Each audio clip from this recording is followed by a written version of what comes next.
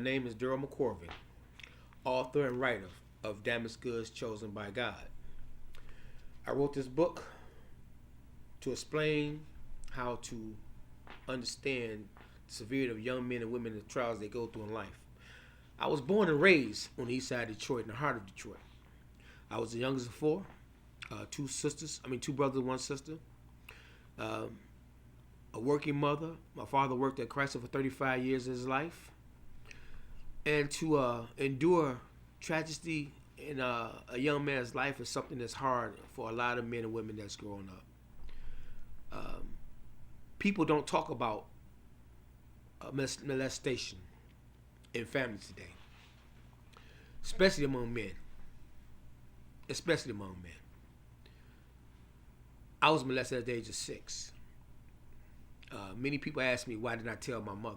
Well, when you're molested at the age of 6, how can you tell anyone when you don't know yourself what's going on? It hurted me. I had took a attitude of hateful. I became hateful. I became secluded. I isolated myself. And the only thing I can think about was just getting back at the person that did it to me. I'm a motivational speaker also. I speak among these things of molestation among men. A lot of men are damaged today. And a lot of men have never shared their stories. Well, today, I come to you to share this story. Damaged Goods Chosen by God.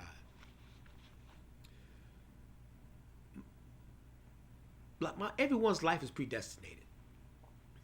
Everyone's life has already been ordered. God chose me to go through some things.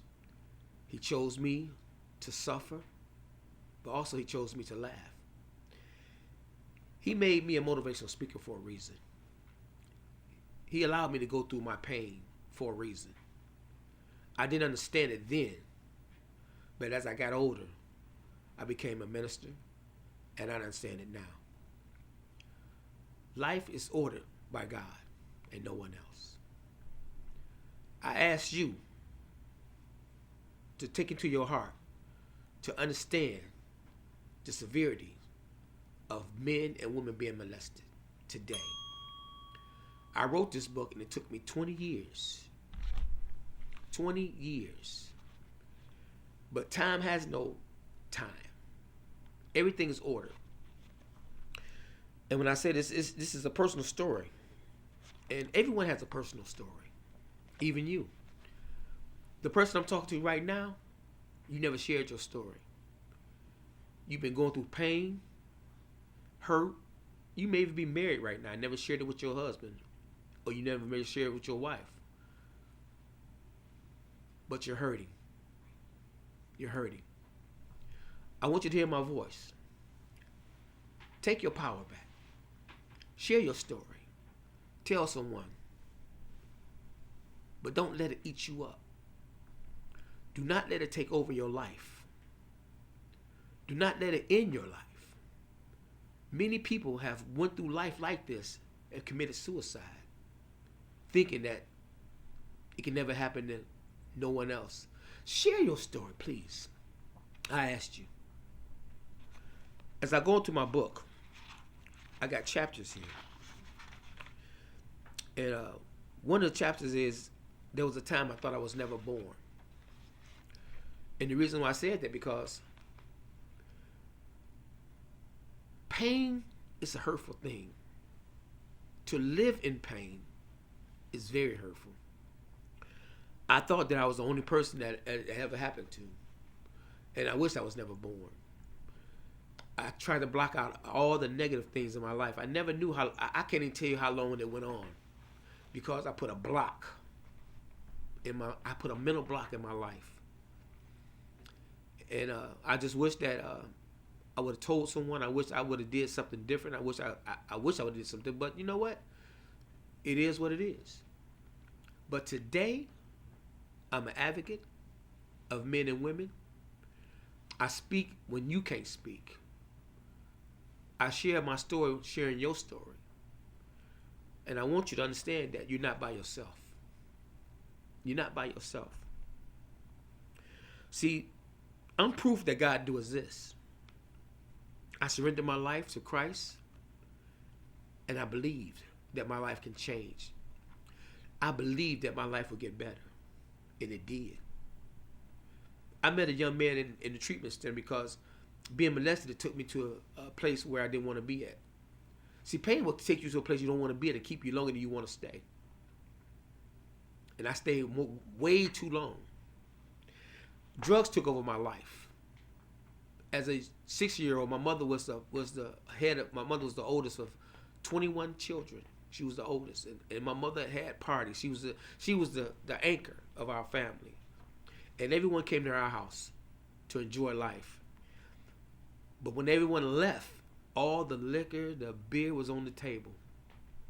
So I indulged myself. Like so many of y'all who became alcoholics, whose family indulged themselves. They say black families are very dysfunctional. Well, you can say that, but we're all dysfunctional to some degree. To some degree. And when when I was drinking that alcohol, it released the pain for me for an hour maybe. I was able to live a life of happiness until it wore off. And then I was right back to where I started from. Angry and hurtful. And as I grew older, I started smoking weed. And as I grew older, I indulged in cocaine. Well, everyone don't have to live that life. Everyone have to follow that road. That's why I'm here to share this story with you. Because you don't have to follow that road if you're young. You can cut it right now and get out there and be an advocate for yourself. See, we have to learn how to speak for ourselves. We have to learn how to do for ourselves. We have to learn how to take control of our lives, even in the midst of tragedy. Because through every tragedy, there's a triumph. We can live a life of happiness. We can live a life of freedom. We can become successful, not only in our business life, but our marriages. So many men and women don't even have relationships with their children because they got this secret they never share with no one. So many men and women don't even understand how to survive the pain of losing their children mentally and spiritually. Well, I had to do all those things. I had to go through all those roads. And I can say I'm a 1%er because God kept me. It was a many days I wanted to commit suicide. It was a day where I put a 45 to my head after I was drinking all night and smoking all night. I wanted to kill myself. So I put a 45 automatic to my head and laid in the bed. I was too much of a coward to pull the trigger right then. I just hoped that I might could kill myself in the midst of sleeping. Well, guess what? I woke up the next morning and the gun was on the table. Now, I know it wasn't nobody would come in my room because the room door was locked. So it had to be divine intervention. My life is predestined to be something more important than to die or early death. You don't have to die early death. You can be important when you think you're not important. You are somebody. You are somebody. Don't never let nobody tell you that you're not. Don't never let nobody tell you that you're unimportant. When I say I'm a motivational speaker, I send out motivational texts every day. I've been doing it for the last 20 years. Trying to encourage someone that's not encouraged. I try to share happiness and motivation to all those who are enduring problems and hurtful things in their lives. I don't want you to become like I was, lost in the abyss. Let your light shine, and you'll see so much happiness. You'll see so much joy. You will live a life of freedom. Everyone deserves to live a life of freedom. Everyone deserves to live a life of happiness. Don't be one who think they're unimportant, that think that they can't do nothing special. Everything that happens in your life happens for a reason. The people you meet in your life, you meet for a reason. It's what you take from the meetings that's important. I ask people every day, what do you say to a person when you meet them? Because if you take time to understand that you meet maybe 1,000 people a day, 1,000 people a day, do you leave them with a positive word? Do you say something positive? That's why when every person I come in contact with, I say, hello, how you doing? Are you good? Because people are going through some struggles, and you may not know it through their smiles, but they're hurting. They're hurting. And there's nothing like a kind spoken word to a person that's hurting right now. That kind spoken word can stop them from committing suicide. That kind spoken word can stop them from going to a supermarket shooting people up. That kind spoken word can stop them from killing their whole family. What do you think? What have you said today to motivate somebody? What have you done today to better your life? See, we use a lot of excuses because we're not placed with a golden spoon or a silver spoon in our mouths. And we try to blame everybody else but ourselves. One thing about life, we have to take our own take responsibility for our own lives and for our own actions. We must. We must. Life is predestined. Don't ever believe it's not. Do you use a bad thing and turn it into something positive? Or do you use that bad thing and turn it into something bad? It's your choice. I used to be like that. When I was molested, when I became a teenager, I wanted to inflict so much pain on everybody else. I wanted people to feel the pain I felt. So at the age of 10 and 12 and 13, it was nothing for me to do something to somebody else and laugh and be happy about it, because I seen somebody hurting. And when they was hurting, I felt good about it because now they can feel what I felt. But I was wrong. I was wrong. So many people are doing the same thing I did, inflicting pain on other people. It's wrong. At the end of the day, if you got any kind of heart or feeling or soul, you know it's wrong. You know it's wrong. So I ask that you take a look at your life and once again turn your tragedy into triumph. Damn, it's good.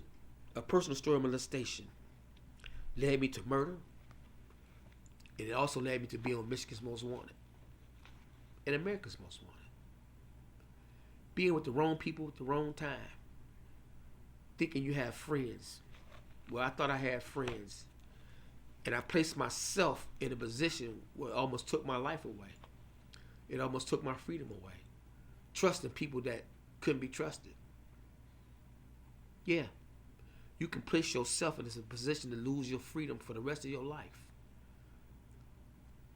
Because we all want people to believe in us. We all want people to trust us. We all want people to love us. But many people will love you for all the wrong reasons, because they feel they can use you and use your hurt for their own personal triumph. Don't be used. Don't be a sucker like I was. Live your life. Live your life. Today, I'm glad I was born. I'm glad I had a loving mother. I'm glad I had a caring father. I'm glad. Today, I'm glad I have a brother and sisters that support me. When I told them my story, they couldn't believe it. They couldn't believe it. Because I never shared with them that I was molested. And it was by a family friend who I considered my brother. How many families trusted family friends with their children, with their brothers, with their daughters? How many family friends trusted them to live in your house? How many family friends took advantage of your kindness? How many? My daughters was molested. My daughters. And they never told me. See, that's something when you don't share your life. That's something you don't when you don't share your story with your loved ones. And when I did that, when they told me, I couldn't believe it. I felt like I was a loser. I felt like I wasn't a protector of my children. I felt that I didn't love them enough to be with them. Well, today, all my daughters are beautiful. All my daughters are successful. All my daughters have their own business. And all my daughters call me Papa. Yeah. It's a beautiful thing to have a great relationship with not only your wife today, knowing she knows the darkest secrets of you. See, one thing about life is God is in control of everything. I don't allow people to use my negative for their own personal gratitude. I share my story so they don't have to share it. I love telling my story. I love seeing people's faces when I tell them I was molested at the age of 6. Wow, you was. And then all of a sudden you'll see a blank look on their face. And they'll put their head down. And then about 25 minutes later, they'll come to you and say, "Can I share something with you?" Sure. And then they tell their personal story of their own molestation by a family friend. See, the thing about life is, we have to get people to open up. We have to get people to trust you. And see, they're not going to trust you, they're going to trust the spirit in you. See, it's not about you. It's about the loving spirit that God gave you. And people will see that on you. Oh, they'll see it. They'll know if you're for real or not. Because that's what opened them up. I'm glad I'm trustworthy today. I'm glad I sent out motivational texts to at least 35 states. 35 states. That's amazing. For people to accept you and accept what you're writing to them and text you back and say, "That was for me. That was for me." When you can ask me, how do I come up with all these motivational writings and sayings? I tell you right now, I don't know. One thing I do is I get up in the morning, I pray, I ask God to give me something to give somebody else. I sit back, and I might read a line, and it'd be one word that stands out. And I'd be like, wow. And next thing I know, I started writing. And before I know it, I wrote a whole half a book. And the Spirit says, "Send it." And I'd be like, "Lord, but I don't think this is He'll say, "Send it." And the people that I don't think will accept it will text me back and say, "Man, I needed that word." See, sometimes when we think that everybody's going to receive your word, everybody's not going to receive your word. Everybody's not going to receive that positive reaction from you. But it's not for everybody. It's for one person. Or maybe two. Don't allow your personality or your arrogance to get in the way of your blessings. Don't allow that. Let your blessings flow, because that's what it was meant for. Your blessings was meant to be a blessing to somebody. Not everybody, but somebody. It is just like a tree. When you plant a seed in the ground, you allow the branches to sprout and spring. You allow them to branch out. And that's what we must do, branch out to be a positive influence to somebody. So that one seed becomes 2, that 2 becomes 6, that 6 becomes 12, and before you know it, you got thousands. Thousands. Yeah. I thought I wish I wouldn't. I was never born, but today I'm grateful I was. And as I come to all the things in my life as a conclusion, there's always a feeling of why God saved you. I always ask the question, why God saved me? I was placed in many positions where I was supposed to be murdered or killed. I was shot May 19th, 1978 in the back and paralyzed for 2 weeks. All because of my choices I made. All because I wanted to hurt somebody. And I never forget, at Holy Cross Hospital, I was bunking with an old man. He was bunking next to me. He looked at me. And I remember the nurses and doctors coming in and sticking pins in my foot. And I remember them going out talking to my mother and my brother. And I heard the doctor say he may not never walk again. Wow. At 14 years old, can you imagine you hearing the words, you may never walk again? And at that point in time, I couldn't fathom the fact that I may never walk again. I may never party again. I may never have a girlfriend that's gonna love me again. I couldn't fathom that. And as I fell asleep and woke up the next morning, I felt the old man looking at me. And I never forget the words that came out of his mouth. And he said, young man, do you care if you live or die? And I had to ponder for a minute and ask myself that question, because I had placed myself in so many predicaments that I was on a suicide mission. I placed myself in so many positions where I just thought that I was gonna die. Well, as I thought about it, I answered this question. I said, you know what, sir? I never really thought about it. He said, do you believe in God? I said, well, how can I believe in something I've never seen before? He said, you better start believing in something, or you're going to die, young man. And as I heard his words echo in my head, in my mind, I fell asleep. And when I woke up the next morning, I looked over because I wanted to talk to the old man, but he was gone.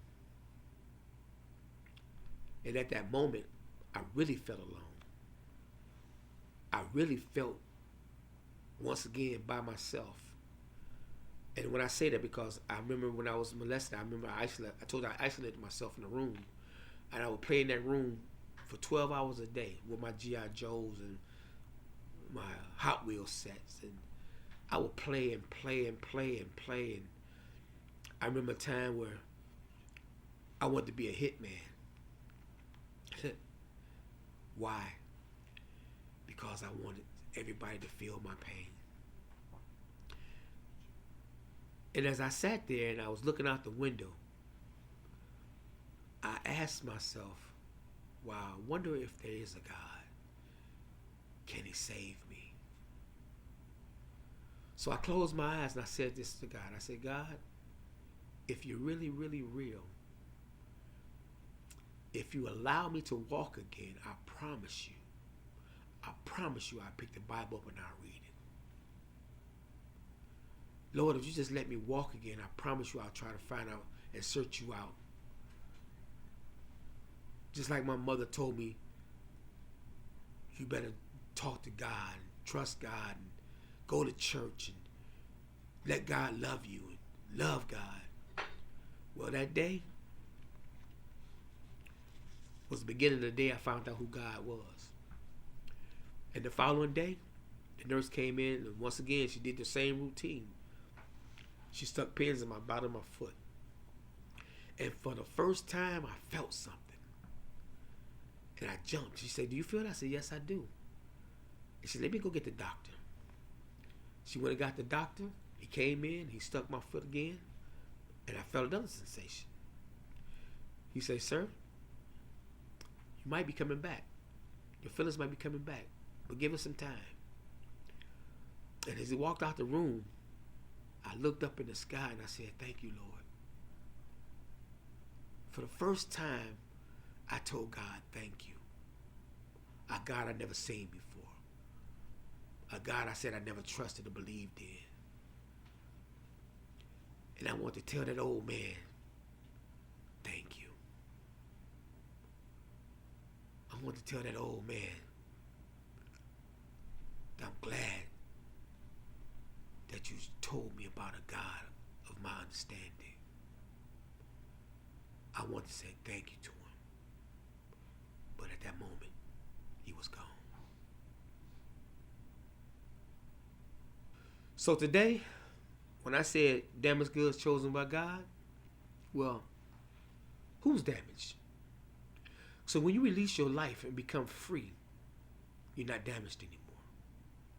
So the question to you is now, once you have your freedom, who's damaged? Once again, I'm Daryl McCorvey. This is my book, Damaged Goods Chosen by God. You can get it off Amazon.com, Kindle, ebooks, or you can call me personally, or Facebook me, FaceTime me. Once again, Damaged Goods Chosen by God. A book of molestation, murder, and America's Most Wanted. Free from all things. I thank you. I love you. And if anyone told you they loved you today, I love you.